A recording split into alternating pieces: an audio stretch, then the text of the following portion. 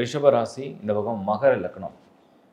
மகரம் அப்படிங்கிற லக்னத்தை பொறுத்த வரைக்கும் குரு பார்வை நல்லா வந்திருக்கு. பட் ஆனால் காம்பினேஷன் வந்து ரிஷபத்தோடு இருக்குது. மகரத்துக்கு குரு யோகக்காரன் கிடையாது, ரிஷபத்துக்கும் குரு யோகக்காரன் கிடையாது. இருந்தாலும் இந்த பார்வை வந்து மகரத்து மேலே விழும், ரிஷபத்துக்கு அது 3ல் இருக்கும். இந்த மாதிரி ஒரு காம்பினேஷனில் எப்படிப்பட்ட பலன் நடக்கும் அப்படின்னா, பெரிய லெவலில் வந்து அதிர்ஷ்டமாக எல்லாமே நடந்துரும்னு சொல்ல மாட்டேன். பட் ஆனால் இத்தனை வருஷமாக நீங்கள் பண்ண அனுபவம்னு ஒன்று இருக்கும்.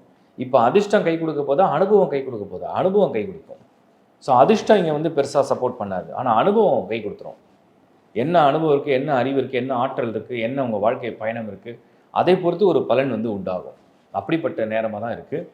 இருந்தாலும் எந்த ஒரு பெரிய முயற்சியோ இல்லை பெரிய விஷயத்தையோ ஆக்கப்பூர்வமாக ரொம்ப வேகம் காட்டாமல் ரொம்ப நிதானமாக செய்கிறது நல்லது. ஏன்னா இந்த முறை உங்களுக்கு ஒரே ஒரு லாஜிக் தான் நான் சொல்கிறேன். நீங்கள் போடுற எஃபர்ட்டுக்கு மட்டும்தான் ரிசல்ட் வரப்போகுது. அதை ஜாஸ்தி பண்ணுங்கள், இன்வெஸ்ட்மெண்ட்டை பண்ணிக்காதீங்க.